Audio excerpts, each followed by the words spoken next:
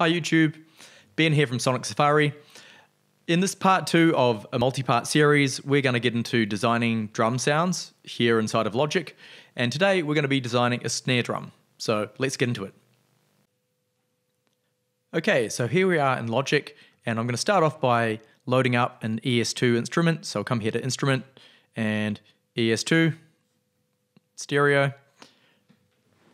Okay, I'm also going to start from the setting here. I've come to the presets, come to tutorial settings, and I'm going to choose analog saw initialize.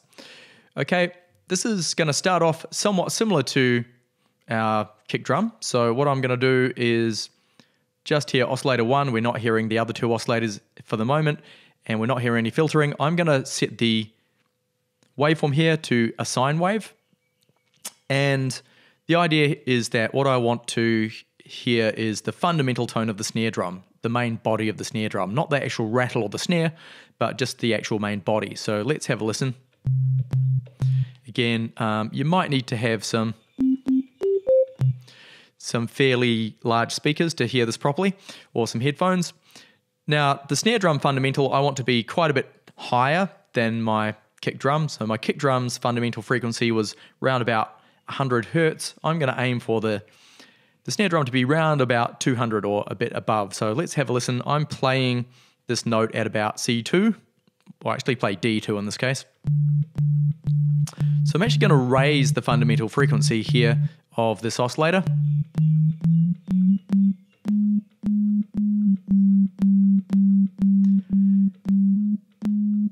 Up about 6 semitones. Okay, so there we go. That's roughly in the right sort of pitch range. Now, again, what I want to do is have a slight sort of pitch down at the start. So just like I did with my kick drum, I'm going to come here to the mod matrix here, and I'll leave this on pitch 1, 2, 3. I'm going to assign envelope 1 to control the pitch, and I'll turn off this mod wheel control. We don't want to use our mod wheel to control this. And if I increase this, again, I'm hearing this envelope 1 controlling the pitch, and we're getting this pitch down.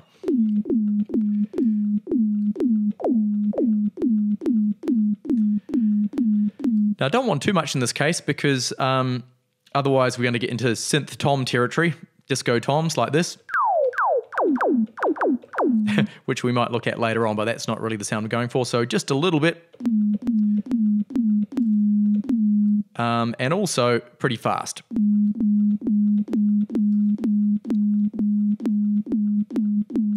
So I'm just after a little bit of snap there at the start. Okay, so just like with our kick drum, we've got to shape the actual amplitude. So what I'll do is come to this amp envelope, and I'm going to bring the sustain down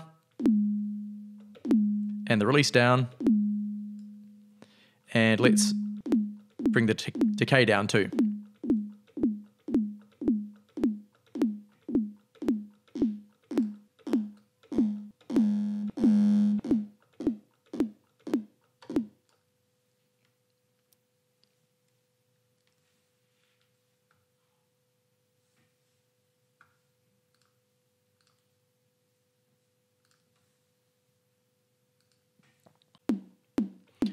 Sorry, getting some weird interference there. Okay, so again, just like with the kick drum, we want this to be a monophonic sound. We're not going to be playing chords, so I'm going to switch this up here to mono, and I'll also set this oscillator to a hard start, so it's always going to start at the same phase, so it's going to give us a more solid sound. Okay, well, not much yet, but let's see what else we can do with this. In fact, what I might do is something a little bit different. We could just stick with this fundamental tone. Yeah, let's just do that for now. And of course, I want some noise. A big part of the snare drum is that rattle of the snare. So I'm going to turn on oscillator 3, and let's come here and set this to noise. I'll move the mixer over here, so we're just hearing oscillator 3. And I want to really dial this in with our main tone there. So ideally it would be good if we had a separate amplitude envelope just for the noise, but I'm not sure that we can actually do that. I tried this before trying to control oscillator 3 level when it was set to noise. Let's see if we can control this with an envelope. Let's say, let's just try envelope 1.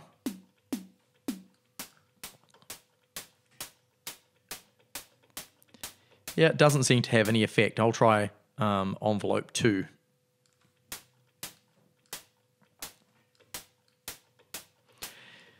So it seems for the noise is routed straight to the main amp envelope. It seems that let's see if we turn this up.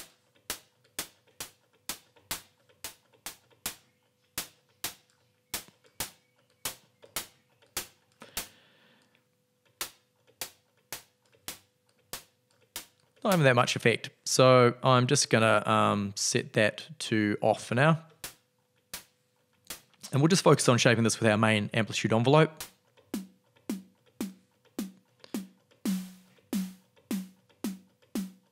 Let's add a bit more decay here. Maybe a bit more release.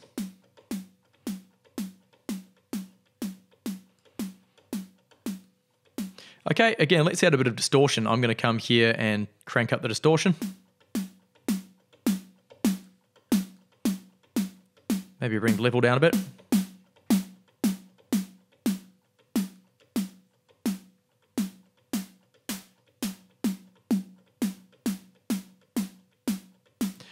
With this sound, let's actually filter this a little bit. I actually maybe want to take out some of the low frequencies. So what I might do is switch the blend over here to this left-hand filter, because this is a multi-mode filter, and I'll try, let's say, a high-pass filter here. So I just want to maybe take out some of those lower frequencies.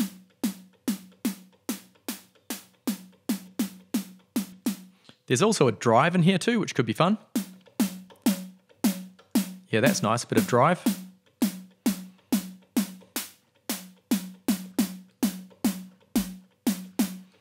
Could even try a bandpass filter. No, I'll stick with high pass.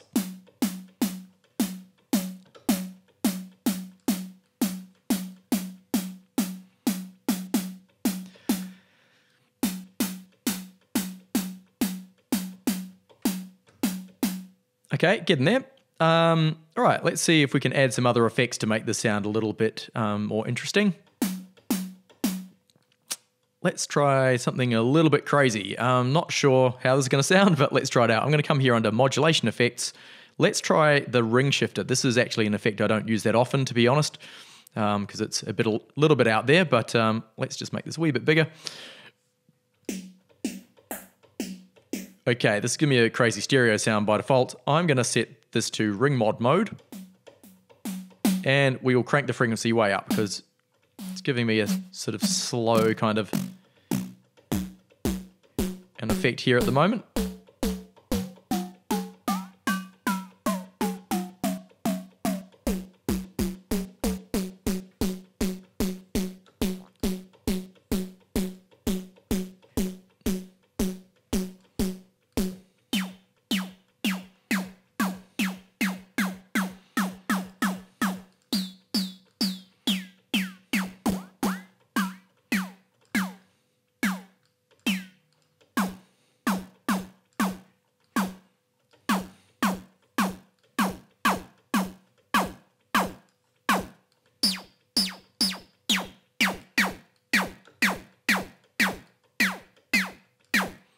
Not too sure about this.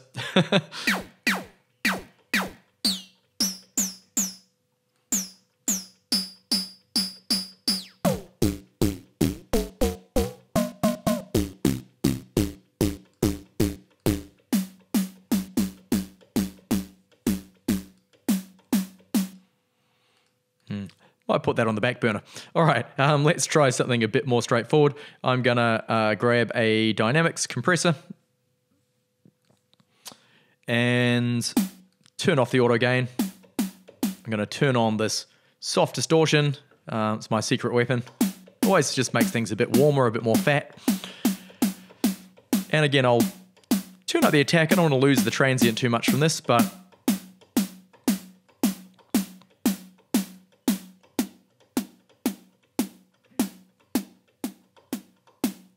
Not too much or it'll start to lose a bit of body, but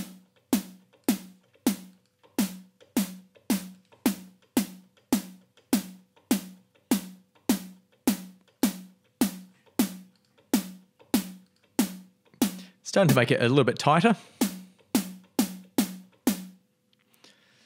All right.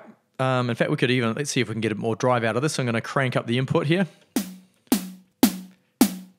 Slightly clipping, which normally I wouldn't do, but I'll bring the output down to account for that.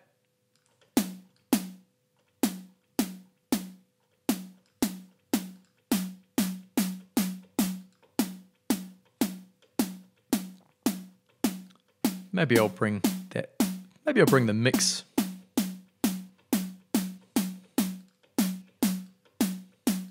We could even try an overdrive. I'll move that out of the way and let's just try distortion and overdrive.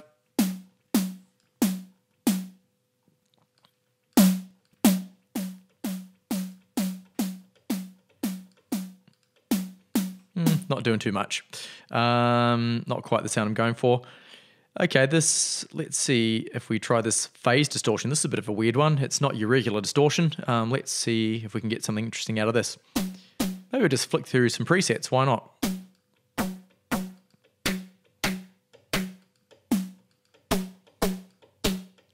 There's more wave folding type stuff.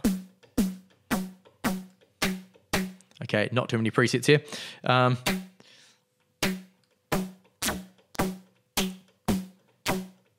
Well, that's interesting. Again, maybe not quite what I'm going for. All right, well, I'm going to lose that distortion. In fact, maybe a bit of bit crushing could be good. In this case, I maybe won't increase the drive too much, but if we'll leave it on 8-bit and bring the downsampling down a bit.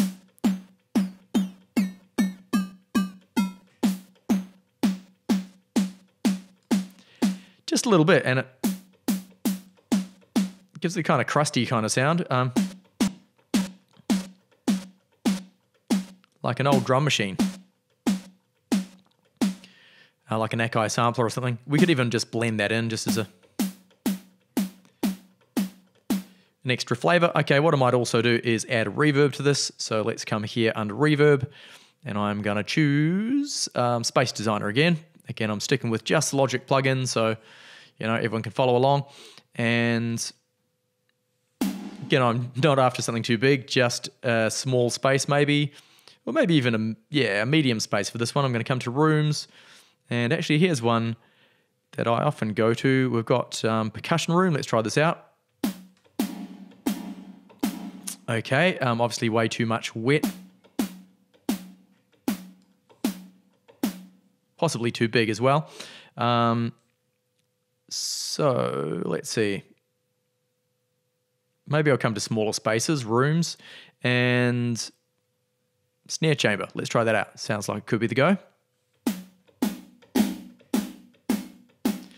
It's a bit ringy sounding. I'll come back to medium spaces. Let's try some other things out. Nice room.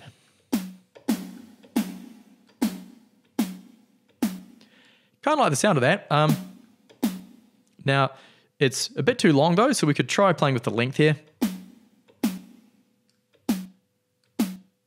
Takes a moment to update.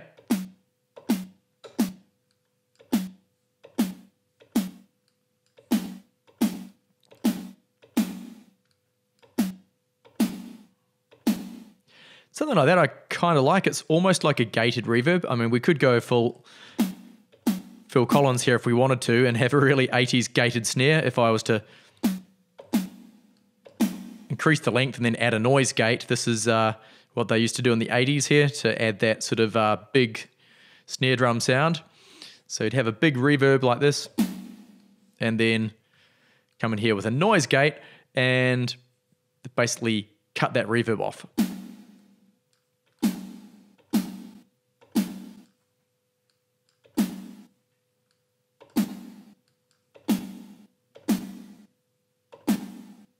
But that's not really the sound I'm going for. So I'll get rid of the noise gate and I'm just going to bring that length down somewhere around 500 milliseconds.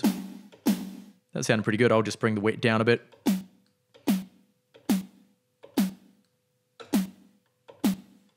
There we go, something like that. And that's a fairly good standard analog snare drum.